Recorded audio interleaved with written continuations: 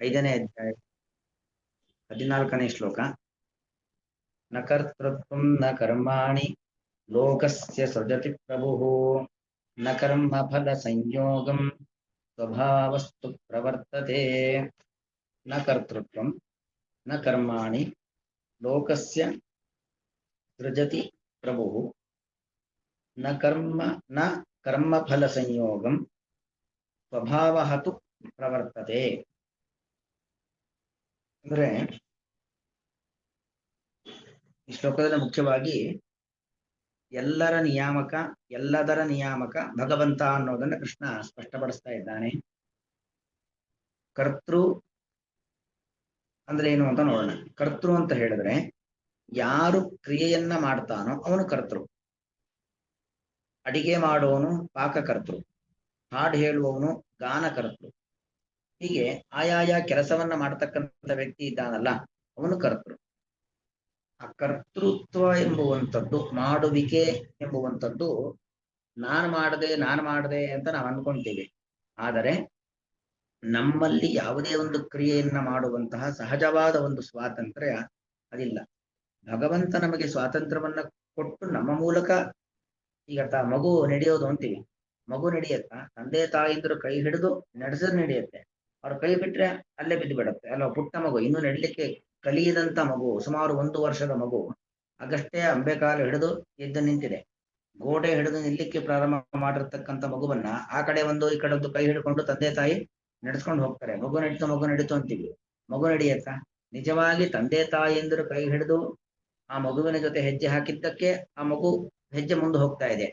ತಂದೆ ತಾಯಿಯಂದರು ಕೈ ಬಿಟ್ಟು ಹೆಜ್ಜೆ ದೂರ ಇಟ್ಟರು ಅಂತ ಆದ್ರೆ ಮಗು ಅಲ್ಲೇ ಬಿದ್ದು ಬಿಡತ್ತೆ. ಹಾಗೆ ನಮ್ಮ ಮೂಲಕವಾಗಿ ಭಗವಂತ ಮಾಡಿಸ್ತಾ ಇದ್ದಾನೆ ಹೊರತು ನಾನು ಏನನ್ನು ಕೂಡ ಮಾಡ್ತಾ ಇಲ್ಲ. ನಮ್ಮಲ್ಲಿ ಯಾರಲ್ಲೂ ಕೂಡ ಸ್ವಾತಂತ್ರ್ಯೇಣ ಕರ್ತೃತ್ವ ಅಂದ್ರೆ ಮತ್ತೊಬ್ಬರ ಸಹಾಯ ಇಲ್ಲದೇನೆ ಕರ್ತೃತ್ವ ಅದಿಲ್ಲ. ಕರ್ತೃ ಅಂದ್ರೆ ಕೆಲಸ ಮಾಡುವಿಕೆ ಅಂತ ಅರ್ಥ. ಏನೇನು ಅದು ಚತುರ್ಮುಖ ಬ್ರಹ್ಮದೇವರಿಂದ ಆರಂಭಿಸಿಕೊಂಡು ಒಂದು ಪುಟ್ಟ ಹುಲ್ಲು ಕಡ್ಡಿ ಅಲ್ಲಾಡಬೇಕಾದ್ರೂ ಕೂಡ ದೇವರು ನಮ್ಮ ಮೂಲಕವಾಗಿ ಮಾಡಿಸ್ತಾನೆ ಹೊರತು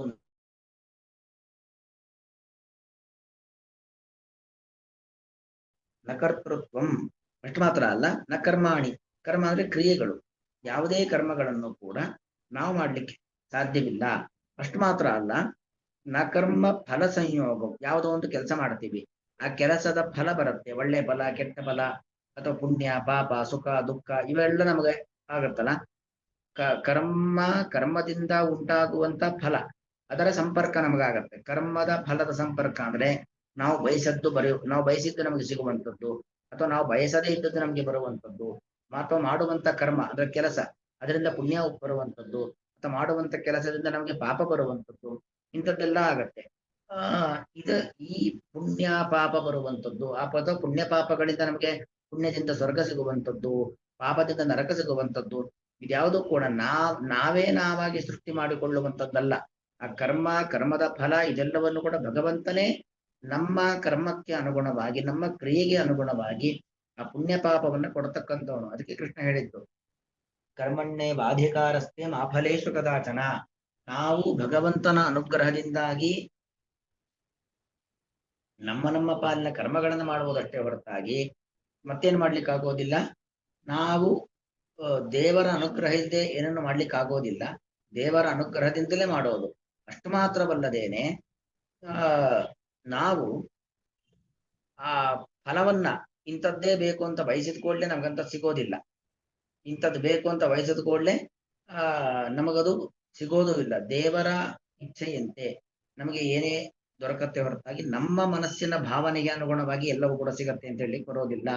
ಹಾಗಾಗಿ ಸ್ವಭಾವಸ್ತು ಪ್ರವರ್ತತೆ. ಆಯಾಯ ಜೀವರ ಸ್ವಭಾವಕ್ಕೆ ಅನುಗುಣವಾಗಿ ಮುಂದುವರಿಯುತ್ತೆ. ಸ್ವಭಾವಕ್ಕೆ ಅನುಗುಣವಾಗಿ ಮುಂದುವರಿಯುತ್ತೆ ಅಂತ ಹೇಳಿದ್ರೆ ಇಲ್ಲಿ ಭಗವಂತ ಸ್ವಭಾವ ಅಂದ್ರೆ ಯಾರು? ದೇವರು ಅಂತ ಅರ್ಥ. ಯಾಕಂದ್ರೆ ಸ್ವಯಂ ಭವತಿ ಸ್ವಭಾವ. ಯಾರ ಅನುಗ್ರಹವೂ ಇಲ್ಲದೇನೆ ತನ್ನ ಪಾಡಿಗೆ ತಾನಿದ್ದಾನೆ. ಸ್ವಯಮೇವ ಭವತಿ ಸ್ವಭಾವ. ತಾನು ಸ್ವತಂತ್ರನಾಗಿರ್ತಾನೆ. ಸ್ವಯಮೇವ ಅಥವಾ ಸ್ವಾತಂತ್ರ್ಯಾತ್ ಭಗವಾನ್ ವಿಷ್ಣು ಸ್ವಭಾವ ಇತಿ ಕೀರ್ತಿತಃ. ಸ್ವಭಾವ ಶಬ್ದಕ್ಕರ್ಥ ಏನು ಅಂತಂದ್ರೆ ಸ್ವಾತಂತ್ರ್ಯಾತ್, ಎಲ್ಲಾ ರೀತಿಯಲ್ಲೂ ಕೂಡ ಸ್ವಾತಂತ್ರ್ಯ ಇರೋದು ಯಾರಿಗೆ? ದೇವರಿಗೆ ಮಾತ್ರ. ಅಲ್ಲಿಗೆ ಸ್ವ ಅಂದ್ರೆ ಸ್ವತಂತ್ರನಾಗಿರ್ತಕ್ಕಂಥ ಭಗವಂತ. ಅಲ್ಲಿಗೆ ಸ್ವಭಾವ ಶಬ್ದಕ್ಕರ್ಥ ಭಗವಂತನಿಂದಾಗಿ ಎಲ್ಲವೂ ಕೂಡ ನಡೆಯುವಂಥದ್ದು. ಅದು ಇನ್ನೊಂದರ್ಥ ಸ್ವಯಮೇವ ಭಾವಯತಿ, ಭಗವಂತನೇ ನಮ್ಮ ಕೈಯನ್ನ ಹಿಡಿದು ನಮ್ಮ ಮೂಲಕವಾಗಿ ಕ್ರಿಯೆಯನ್ನ ಮಾಡಿಸ್ತಾನೆ. ಅದರಿಂದಾಗಿ ಭಗವಂತನ ಅನುಗ್ರಹದಿಂದಾಗಿ ಎಲ್ಲವೂ ಕೂಡ ಪ್ರವರ್ತತೆ, ಎಲ್ಲಾ ಕ್ರಿಯೆಗಳು ನಡೆಯುತ್ತೆ ಹೊರತಾಗಿ ನಾನೇನು ಮಾಡ್ತಾ ಇದ್ದೇನೆ, ನನ್ನಿಂದಲೇ ಆಗ್ತಾ ಇದೆ ಅಂತಕ್ಕಂಥ ಭಾವನೆ ಇದೆಯಲ್ಲ, ಅದು ತಪ್ಪು ಭಾವನೆ. ಅಂದ್ರೆ ಇಲ್ಲಿ ಏನ್ ಹೇಳ್ತಾ ಇದ್ದಾನೆ ಭಗವಂತ ಅಂದ್ರೆ, ಒಟ್ಟು ಜೀವರಿಗೆ ಸ್ವಾತಂತ್ರ್ಯನ ಕರ್ತೃತ್ವ ಇಲ್ಲ. ಅಂದ್ರೆ ಜೀವರು ಸ್ವತಂತ್ರ ಕರ್ತೃಗಳಲ್ಲ. ಒಂದು ಮಗು ನಡಿಬೇಕಾದ್ರೆ ಹೇಗೆ ತಂದೆ ತಾಯಿ ಕೈ ಹಿಡಿದ್ರೆ ಮಾತ್ರ ನಡಿಲಿಕ್ಕೆ ಸಾಧ್ಯವೋ, ಹಾಗೆ ಭಗವಂತ ನಮ್ಮ ಜೊತೆಯಲ್ಲಿ ಇದ್ದಾರೆ, ನಮ್ಮನ್ನ ಪ್ರೇರೇಪಣೆ ಮಾಡಿದ್ರೆ ಮಾತ್ರ ನಮ್ಮಿಂದ ಕ್ರಿಯೆಗಳು ಆಗ್ಲಿಕ್ಕೆ ಸಾಧ್ಯ.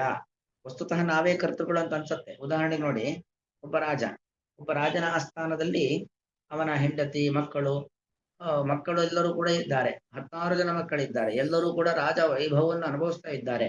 ಆದರೆ ಅದು ಯಾವುದು ಕೂಡ ಅವರ ಓನರ್ಶಿಪ್ ಅಲ್ಲಿ ಇಲ್ಲ. ಯಾಕಂದ್ರೆ ಯಾರು ರಾಜನೋ ಅವನ ನಿಯಂತ್ರಣದಲ್ಲಿರುತ್ತೆ, ಅವನ ಕಂಟ್ರೋಲ್ ಅಲ್ಲಿರುತ್ತೆ. ಅದೇ ರಾಜನ ಆಸ್ಥಾನದಲ್ಲಿರ್ತಾರೆ, ಆ ರಾಜ್ಯದ ಸುಖವನ್ನು ಅನುಭವಿಸ್ತಾರೆ, ಅಲ್ಲೇ ಊಟ ಮಾಡ್ತಾರೆ, ಅಲ್ಲೇ ವಿಶ್ರಾಂತಿ ಪಡಿತಾರೆ, ಎಲ್ಲ ಮಾಡ್ತಾರೆ. ಎಲ್ಲಾ ವಸ್ತುಗಳನ್ನ, ಎಲ್ಲಾ ಸುಖ ಸಾಮಗ್ರಿಗಳನ್ನ ಅನುಭವಿಸ್ತಾ ಇರುವಂತದ್ದು ಹೌದಾದರೂ ಕೂಡ ಯಾವುದೇ ರೀತಿಯಾಗಿರ್ತಕ್ಕಂಥ ಸ್ವಾತಂತ್ರ್ಯ, ಆ ಓನರ್ಶಿಪ್ ಎಂಬುವಂಥದ್ದು ಅನುಭವಿಸ್ತಕ್ಕಂಥ ವ್ಯಕ್ತಿಗಳಲ್ಲಿ ಇರೋದಿಲ್ಲ. ಅದೇ ರೀತಿಯಲ್ಲಿ ನಾವು ಈ ಜಗತ್ತಿನಲ್ಲಿ ಇಷ್ಟೆಲ್ಲಾ ಕ್ರಿಯೆಗಳನ್ನ ಮಾಡಿದ್ರೂ ಕೂಡ ನಾವು ಕಾಯಿಕವಾಗಿ, ವಾಚಿಕವಾಗಿ, ಮಾನಸಿಕವಾಗಿ ಯಾವುದೇ ರೀತಿಯಾಗಿರ್ತಕ್ಕಂಥ ಕ್ರಿಯೆಗಳನ್ನ ಮಾಡಿದ್ರೂ ಕೂಡ ಆ ನಾವು ಸ್ವತಂತ್ರವಾಗಿ ಏನನ್ನು ಕೂಡ ಮಾಡ್ತಾ ಇಲ್ಲ. ಭಗವಂತನೇ ನಮ್ಮ ಮೂಲಕವಾಗಿ ಮಾಡಿಸ್ತಾನೆ ಹೊರತು ನಾವು ಏನನ್ನು ಕೂಡ ಮಾಡುವುದಿಲ್ಲ. ಸ್ವಭಾವಸ್ತು ಪ್ರವರ್ತತೆ. ಆ ಸ್ವಭಾವ ಅಂತ ಹೇಳಿದ್ರೆ ಭಗವಂತ, ಸ್ವತಂತ್ರನಾಗಿರುವಂತ ಭಗವಂತ, ಅವನು ನಮ್ಮ ಮೂಲಕವಾಗಿ ಮಾಡಿಸ್ತಾನೆ ಹೊರತು ನಾವು ಏನನ್ನು ಕೂಡ ಮಾಡ್ಲಿಕ್ಕೆ ಸಾಧ್ಯವಿಲ್ಲ ಎಂಬುವಂಥದ್ದು ಇದರ ಅಭಿಪ್ರಾಯ. ಇಲ್ಲಿ ಒಂದರ್ಥ ಪ್ರಭು ಅಂತ ಹೇಳಿದ್ರೆ ಜಡ ವಸ್ತುಗಳು ಅಂತ ಏನಿರ್ತಾವೋ, ಜಡ ವಸ್ತುಗಳಿಗಿಂತಲೂ ಕೂಡ ಮಿಗಿಲಾದ ಸಾಮರ್ಥ್ಯವನ್ನು ಹೊಂದಿರತಕ್ಕಂಥ ಜೀವ ಅಂತ ಒಂದರ್ಥ. ಇನ್ನೊಂದರ್ಥ ಪ್ರಭು ಅಂತ ಹೇಳಿದ್ರೆ ಎಲ್ಲರ ಒಡೆಯನಾಗಿರ್ತಕ್ಕಂಥ ಭಗವಂತ ಅಂತ ಅರ್ಥ. ಪ್ರಭು ಶಬ್ದಕ್ಕೆ ಜೀವ ಅಂತನೂ ಅರ್ಥ, ಪ್ರಭು ಶಬ್ದಕ್ಕೆ ಭಗವಂತ ಅಂತನೂ ಅರ್ಥ. ನಾವು ಎರಡೂ ಅರ್ಥದ ಪರದಲ್ಲಿ ಈ ಶ್ಲೋಕಕ್ಕೆ ಅರ್ಥವನ್ನು ಹೇಳಬೇಕಾಗತ್ತೆ. ಅನ್ವಯ ಅರ್ಥವನ್ನು ಗಮನಿಸೋಣ. ಪ್ರಭು ಜಡವಸ್ತುಗಳಿಗಿಂತಲೂ ಕೂಡ ಮಿಗಿಲಾದ ಸಾಮರ್ಥ್ಯವನ್ನು ಹೊಂದಿರತಕ್ಕಂತಹ ಜೀವನು. ಲೋಕಸ್ಯ, ಲೋಕ ಅಂದ್ರೇನು? ಜಗತ್ತಿನಲ್ಲಿ ಇರತಕ್ಕಂಥ ವ್ಯಕ್ತಿಗಳು. ಅಂತಹ ವ್ಯಕ್ತಿಗಳಿಗೆ ಯಾರಿಗಾದರೂ ಕರ್ತೃತ್ವ, ಮಾಡುವಿಕೆಯನ್ನು ನ ಸೃಜತೆ, ಮಾಡಿಸಲಾರ. ಅಂದ್ರೆ ಅರ್ಥ ಏನು? ನಾನು ಮಾಡ್ತಾ ಇದ್ದೇನೆ ಅನ್ನೋದಾಗ್ಲಿ, ಅಥವಾ ನಾನಿದ್ದರಿಂದ ಅವನು ಹೀಗೆ ಮಾಡ್ಲಿಕ್ಕಾಯ್ತು, ನಾನಿಲ್ಲ ಅಂದ್ರೆ ಅವನೇನು ಕೂಡ ಮಾಡ್ಲಿಕ್ಕೆ ಆಗ್ತಾ ಇರ್ಲಿಲ್ಲ. ಕೊಡಿಸಲಾರ. ಕರ್ಮಾಣಿ, ಯಾವುದೇ ಕರ್ಮಗಳನ್ನು, ಯಾವುದೇ ಕ್ರಿಯೆಗಳನ್ನು ನ ಸೃಜತಿ, ತಾನು ಮಾಡಲಾರ. ಅದರನ್ನು ಕರ್ತೃತ್ವ ಲೋಕಸ್ಯ ನ ಸೃಜತಿ, ಮತ್ತೊಬ್ಬನಿಗೆ ಕರ್ತೃತ್ವವನ್ನ ನಾನಿದ್ದದ್ರಿಂದಲೇ ಅವನು ಮಾಡ್ಲಿಕ್ಕಾಯ್ತು ಅಂತ ಹೇಳಿ ನನ್ನಿಂದ ಅವನು ಕರ್ತೃವಾದ ಎಂಬುದಾಗಿ ನಾವು ಮತ್ತೊಬ್ಬರಿಗೆ ಕರ್ತೃತ್ವವನ್ನ ಕೊಡ್ಲಿಕ್ಕಾಗಲ್ಲ. ಅಷ್ಟೇ ಯಾಕೆ, ನಾವೇ ಸ್ವಯಂ ಕರ್ಮವನ್ನ ಮಾಡ್ಲಿಕ್ಕಾಗೋದಿಲ್ಲ. ನಾವ್ಯಾವ್ದಾದ್ರು ಒಂದು ಕರ್ಮ ಅಂದ್ರೆ ಕ್ರಿಯೆ, ಯಾವುದಾದ್ರೂ ಒಂದು ಕ್ರಿಯೆಯನ್ನು ನಾವು ಸ್ವತಂತ್ರವಾಗಿ ಮಾಡಿದ್ರೆ ಮಾತ್ರ ನಾವು ಕರ್ತೃಗಳಾಗ್ಲಿಕ್ಕೆ ಸಾಧ್ಯ. ಕರ್ಮಾಣಿ ನ ಸೃಜತಿ, ನಾವು ಕೂಡ ಸ್ವತಂತ್ರವಾಗಿ ಯಾವುದೇ ಕರ್ಮವನ್ನು ಕೂಡ ಮಾಡ್ಲಿಕ್ಕೆ ಆಗೋದಿಲ್ಲ. ಅಷ್ಟು ಮಾತ್ರ ಅಲ್ಲ, ಕರ್ಮ ಫಲ ಸಂಯೋಗಂ. ಕರ್ಮ ಅಂದ್ರೆ ನಾವು ಮಾಡುವಂತ ಕಾಯಿಕ, ವಾಚಿಕ, ಮಾನಸಿಕವಾದ ಕ್ರಿಯೆಗಳು, ಕೆಲಸಗಳು, ಅದರಿಂದ ಸಿಗುವಂತ ಫಲ, ಕರ್ಮದ ಫಲ. ಅದು ಒಳ್ಳೆಯ ಕೆಲಸ ಆದ್ರೆ ಪುಣ್ಯ, ಕೆಟ್ಟ ಕೆಲಸ ಅಂತಾದ್ರೆ ಪಾಪ. ಅನುಕೂಲವಾದ ಕೆಲಸ ಆದ್ರೆ ಸುಖ, ಪ್ರತಿಕೂಲವಾದ ಕೆಲಸಗಳನ್ನು ದುಃಖ. ಇವುಗಳ ಸಂಪರ್ಕವನ್ನು ಕೂಡ ನ ಸೃಜತಿ, ಉಂಟು ಮಾಡುವುದಿಲ್ಲ. ಒಂದನ್ನು ಮಾಡಿ ನಂಗೆ ಇದರಿಂದ ಪುಣ್ಯನೇ ಬರಬೇಕು, ಸುಖನೇ ಆಗಬೇಕು ಅಂದ್ಕೊಳ್ಳೋದಾಗೋದಿಲ್ಲ. ಏನೋ ಒಂದು ಮಾಡಿ ನನಗೆ ಇದರಿಂದ ಕೆಟ್ಟದ್ದೇ ಆಗ್ಬೇಕು, ಕೆಟ್ಟದ್ದು ಬರಬಾರದು, ನರಕ ಸಿಗಬಾರದು ಅಂತ ಕೂಡ ಆಗೋದಿಲ್ಲ. ನ ಸೃಜತಿ, ಉಂಟಾಗುವುದಿಲ್ಲ, ಅದು ಉಂಟು ಮಾಡಲಾರ. ಸ್ವಭಾವಹತು, ಆಯಾಯ ಜೀವರ ಸ್ವಭಾವ, ಅದಕ್ಕನುಗುಣವಾಗಿ ಪ್ರವರ್ತತೆ, ಪ್ರವೃತ್ತಿಗಳು ಉಂಟಾಗುತ್ತದೆ. ಅಂದ್ರೆ ಸ್ವಭಾವ ಅಂದ್ರೆ ಯಾರು? ಆ ಪ್ರತಿಯೊಬ್ಬ ಜೀವರ ಒಳಗಡೆ ಇರತಕ್ಕಂತಹ ಸ್ವತಂತ್ರನಾಗಿರತಕ್ಕಂಥ ಭಗವಂತನಿಂದಲೇ ಎಲ್ಲಾ ಕ್ರಿಯೆಗಳು ಕೂಡ ಪ್ರವರ್ತತೆ ನಡೆಯುತ್ತವೆ. ಹೀಗೇ ನಿರಂತರವಾಗಿ ನಡೀತಕ್ಕಂಥದ್ದು. ಇನ್ನೊಂದು ಅರ್ಥವು ಕೂಡ ಹೇಳಬಹುದು, ಲೋಕಸ್ಯ ಪ್ರಭು. ಲೋಕ ಅಂದ್ರೆ ಸಮಸ್ತ ಬ್ರಹ್ಮಾಂಡದಲ್ಲಿ ಇರತಕ್ಕಂಥ ಜೀವ ಸಮುದಾಯ, 84 ಲಕ್ಷ ಜೀವಿಗಳ ಪ್ರಭು, ಒಡೆಯನಾಗಿರತಕ್ಕಂತಹ, ಸರ್ವ ಸಮರ್ಥನಾಗಿರತಕ್ಕಂತಹ ಭಗವಂತನು ಕರ್ತೃತ್ವಂ, ಕರ್ತೃತ್ವದಲ್ಲಿ ಸ್ವಾತಂತ್ರ್ಯವನ್ನು ನ ಸೃಜತಿ, ಕೊಡುವುದಿಲ್ಲ. ಭಗವಂತನೇ ಯಾವತ್ತು ಸ್ವತಂತ್ರ ಕರ್ತೃವಾಗಿರ್ತಾನೆ ಹೊರತು ಅವನು ತನ್ನಲ್ಲಿ ಇದ್ದಂತ ಸ್ವಾತಂತ್ರ್ಯವನ್ನ ಮತ್ತೊಬ್ಬರಿಗೆ ಕೊಡೋದಿಲ್ಲ. ಲಕ್ಷ್ಮೀದೇವಿ ಬ್ರಹ್ಮರುದ್ರಾದಿ ದೇವತೆಗಳ ತಾಯಿ, ನಮ್ಮೆಲ್ಲರ ತಾಯಿ. ಅಂತಹ ಲಕ್ಷ್ಮೀದೇವಿಯು ಕೂಡ ಶ್ರೀಹಿ ಯತ್ಕಟಾಕ್ಷ ಬಲವತಿ, ಆ ಲಕ್ಷ್ಮೀದೇವಿಯು ಕೂಡ ಭಗವಂತನ ಕಡೆಗಣ್ಣ ನೋಟ, ಆ ಭಗವಂತನ ಕಡೆಗಣ್ಣ ನೋಟಕ್ಕೆ ಪಾತ್ರಳಾದದ್ದರಿಂದಾಗಿ ಲಕ್ಷ್ಮಿಗೆ ಆ ಸಾಮರ್ಥ್ಯ ಹೊರತು ಲಕ್ಷ್ಮೀದೇವಿಗೂ ಕೂಡ ಅಂತ ಒಂದು ಸರ್ವ ಸಾಮರ್ಥ್ಯ ಇಲ್ವೇ ಇಲ್ಲ. ಸರ್ವ ಸಾಮರ್ಥ್ಯ ಇರುವಂತದ್ದು ಸರ್ವ ಸ್ವತಂತ್ರನಾಗಿರ್ತಕ್ಕಂಥ ಭಗವಂತ. ಹಾಗಾಗಿ ಭಗವಂತ ಯಾರಿಗೂ ಕೂಡ ತನ್ನಲ್ಲಿ ಇದ್ದಂತಹ ಸ್ವಾತಂತ್ರ್ಯವನ್ನ ಕೊಡೋದಿಲ್ಲ. ಅದಕ್ಕೋಸ್ಕರವಾಗಿ ಅವನೇ ಯಾವತ್ತು ಸುಪ್ರೀಂ ಆಗಿರ್ತಾನೆ. ಹಾಗೂ ಕರ್ಮಾಣಿ, ಕರ್ಮ ಅಂದ್ರೆ ಏನೋ ಒಂದನ್ನು ಮಾಡೋದು, ಆ ಹೊಸ ಕ್ರಿಯೆಗಳನ್ನ ಮಾಡುವಿಕೆಯನ್ನು ನ ಸೃಜತಿ, ಕೊಡುವುದಿಲ್ಲ. ಕರ್ಮ ಫಲ ಸಂಯೋಗಂ, ಕರ್ಮ ಮಾಡೋದು, ಆ ಕರ್ಮದಿಂದ ಸುಖ ದುಃಖ ಪುಣ್ಯ ಪಾಪ ಎಂಬತಕ್ಕಂಥ ಫಲವನ್ನ ಪಡೆಯುವಂಥದ್ದು, ಇದರ ಸಂಯೋಗ ಅಂದ್ರೆ ಅದರ ಅಧಿಕಾರ. ನಾನು ಅಂದುಕೊಂಡಿದ್ದು ನಂಗೆ ಸಿಕ್ಬಿಡ್ಬೇಕು, ನಾನು ಬೇಡ ಅಂದಿದ್ದು ನಾನು ದೂರ ಆಗ್ಬೇಕು, ಈ ರೀತಿಯಾಗಿರ್ತಕ್ಕಂಥ ಫಲದಲ್ಲಿ ಸ್ವಾತಂತ್ರ್ಯವನ್ನು ಕೂಡ ಭಗವಂತ ನ ಸೃಜತಿ, ಯಾವ ಜೀವಿಗೂ ಕೂಡ ಕೊಡುವುದಿಲ್ಲ. ಸ್ವಭಾವಹತು, ಎಲ್ಲಾ ಸ್ವಭಾವಗಳ ಎಲ್ಲರ ನಿಯಾಮಕನಾಗಿರತಕ್ಕಂಥ ಭಗವಂತನೇ ಪ್ರವರ್ತತೆ ಅಂದ್ರೆ ಪ್ರೇರೇಪಕನಾಗಿ ವರ್ತತೆ. ನಮ್ಮೆಲ್ಲರ ಪ್ರೇರೇಪಕನಾಗಿರ್ತಕ್ಕಂಥವನು ಯಾರು? ಭಗವಂತ. ಭಗವಂತನೇ ಯಾವತ್ತು ಪ್ರೇರೇಪಕನಾಗಿ ನಮ್ಮನ್ನ ಕಂಟ್ರೋಲ್ ಮಾಡುವವನಾಗಿರ್ತಾನೆ ಹೊರತು ನಮಗೆ ನೀವೇನ್ ಬೇಕಾದ್ರೂ ಮಾಡಿಕೊಳ್ಳಿ ಅಂತ ಸ್ವಾತಂತ್ರ್ಯವನ್ನ ದೇವರು ಎಂದಿಗೂ ಕೂಡ ಕೊಡುವುದಿಲ್ಲ. ನ ಸೃಜತಿ, ಕೊಡುವುದಿಲ್ಲ. ಸ್ವಭಾವಹತು ಪ್ರವರ್ತತೆ, ಭಗವಂತನ ಒಂದು ಅನುಗ್ರಹದಿಂದಾಗಿ ಸರ್ವ ಸ್ವತಂತ್ರನಾಗಿರ್ತಕ್ಕಂಥ ಭಗವಂತನಿಂದಾಗಿ ನಾವು ಕೆಲಸಗಳನ್ನು ಮಾಡ್ತೀವಿ ಹೊರತು ನಾವೇ ನಮ್ಮ ಸ್ವಂತ ಸಾಮರ್ಥ್ಯದಿಂದ ಏನನ್ನು ಕೂಡ ಮಾಡ್ಲಿಕ್ಕೆ ಸಾಧ್ಯವಿಲ್ಲ. ಅಲ್ಲಿಗೆ ಸ್ವತಂತ್ರನಾದ ಕರ್ತೃ ಭಗವಂತ, ಭಗವಂತನ ಅಧೀನವಾಗಿ ಕರ್ತೃಗಳು. ಭಗವಂತ ನಮ್ಮ ಮೂಲಕವಾಗಿ ಮಾಡಿಸಿದರೆ ನಾವೇನನ್ನಾದ್ರೂ ಮಾಡ್ತೀವಿ, ನಮ್ಮ ಮೂಲಕ ಏನನ್ನ ಮಾಡಿಸಿಲ್ಲ ಅಂದ್ರೆ ನಾವೇನು ಮಾಡ್ಲಿಕ್ಕೆ ಸಾಧ್ಯವಿಲ್ಲ. ಅಲ್ಲಿಗೆ ತೇನ ವಿನಾ ತೃಣಮಪಿ ನ ಚಲತಿ, ದೇವರ ಅನುಗ್ರಹವಿಲ್ಲದೇನೆ ಒಂದು ಹುಲ್ಲು ಕಡ್ಡಿಯು ಕೂಡ ಅಲಗಾಡುವುದಿಲ್ಲ ಅಂತ ಏನ್ ಹೇಳ್ತೀವಿ. ಒಂದು ರೀತಿ ಆ ಮಾತಿನ ಅಭಿಪ್ರಾಯದಲ್ಲಿರುವಂತದ್ದು ಈ ಒಂದು ಶ್ಲೋಕ.